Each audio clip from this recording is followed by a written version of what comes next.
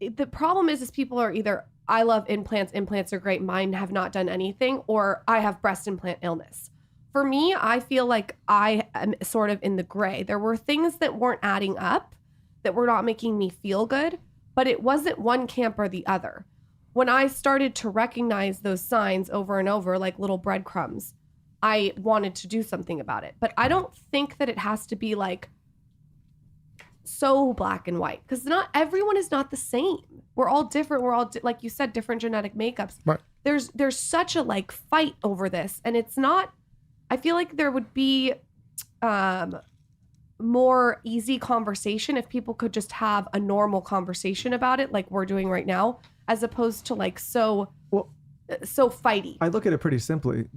I think a lot of people just aren't aware of the potential downsides to getting an implant. You only, people don't talk that you Right. could have these. Like, I mean, I've known Lauren a long time. There was never conversations of, hey, you could experience inflammation, or you could experience Right. rashes, or you could experience. I don't think people correlate the two. And so this is, more and more people are talking about this.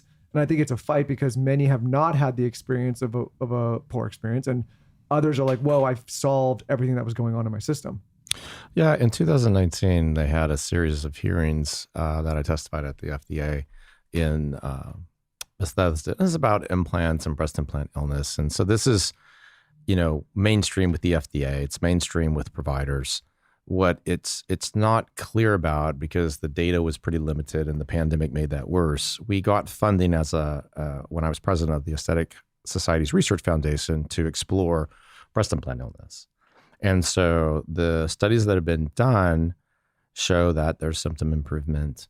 Some of the things I think could be expanded, certainly, because it's a very limited, they looked at basically 100 explants. Well, I've done 1,500. So I have 15 times the information they have, plus I know all the genetics behind it. So the long story, short story is what you eat, what you drink, where you live, where you work, the air you breathe, your genetics dictate much of this, and you can't pick your parents. You can do better with your environment and what you eat if you can do that.